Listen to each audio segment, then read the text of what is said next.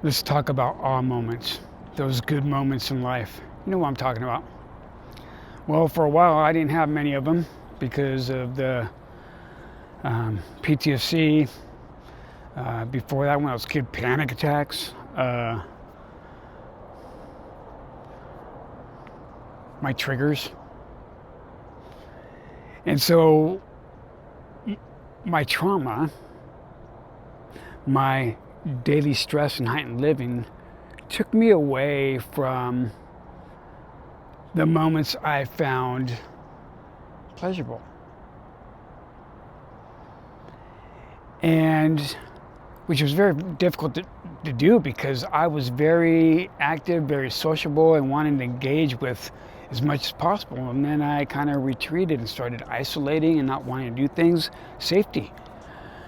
Felt unsafe. Belief system, my perception of myself, the world. And so one of the main things we have to do to build our strength and resiliency and really enjoy life is what I say, I had to get back into life. And so I had to start living life and scheduling moments that before the attack I enjoyed doing, that I loved doing. And I started off small, like meeting a friend for coffee, knowing I had a support person, and using my resources, adjusting my space in the room, knowing doors, as soon as I walk in, it's already heightened. Where am I safe? Where am I unsafe? People are too close. And I would leave a lot of experiences feeling horrible, very fearful at times, and heightened and anxious and irritable. And so then I started mixing in a little cognitive behavioral therapy exercise with the mindfulness. And these awe moments are, I would plan my day for a few events. I would meditate in the morning, do my set my intentions for that day. And I would usually plan two things: going to expose myself somewhere through exercise, and then going to meet a person, a friend, support person, which is very important that we talk later on in Foundation Step 6. But it's always good when we're getting back into things that trigger us or make us feel uncomfortable to have someone there with us to bounce stuff off. But so I started doing these things, and as I felt more comfortable, I started doing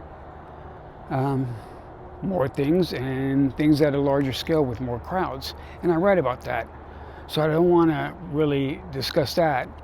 I do want to discuss that when I'm in these moments, as soon as I settle in, say I'm going to the coffee shop, I settle in, I just sit, and I see my friend across from me. That's when my practice becomes so important. Grounding into the anchors, my visual field, orientating myself, knowing there's area for me to create space and walk. And so as I was triggered and I was pulled away, say, in fear, because the mind's picking out things to relate to the past or future, I could bring myself back to the present and connect with the person through my anchors, breathing into the body. Most importantly, I started pendulating.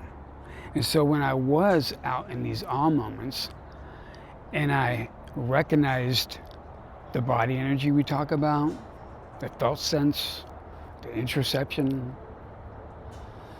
and then I was able to sit there and recognize that I'm feeding this through these triggers that are from my past and looking at life with my trauma or my diagnosis.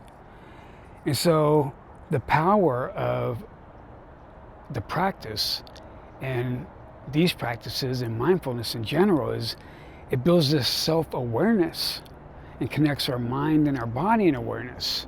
So we connect with our external environment with awareness. And then I started finding myself, I would leave these situations with more good feelings than not so good feelings. And guess what that does? That goes to back to the neuroplasticity, I hope I said that right, that we talked about in another lesson. Because I'm not going in there with the same conditioning, the same fear, feeding the same story, where I'm aware of that. I can break that story, bring in the new story of what's actually happening in that environment in the morning, in the moment, and then acting on some kind of flow or action on the feeling like, hey, I'm all right, I'm safe, and I'm enjoying this based off my intention I set. And that's creating new neural pathways. And that feels good.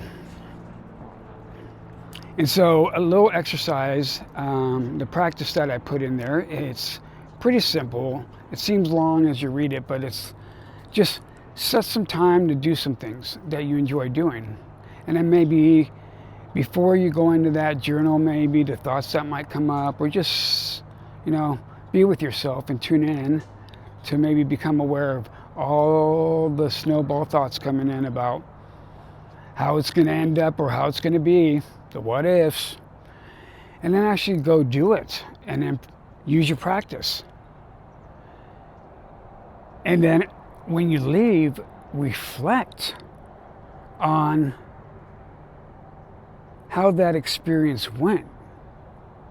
It could have been a lot different than what your mind programmed and told you it was going to be.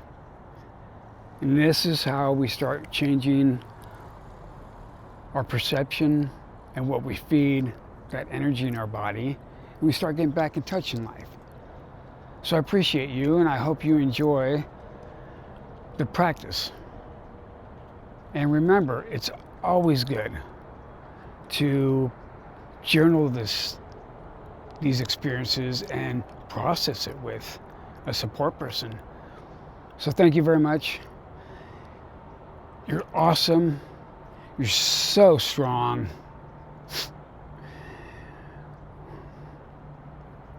See you next lesson. Right on. Be cool.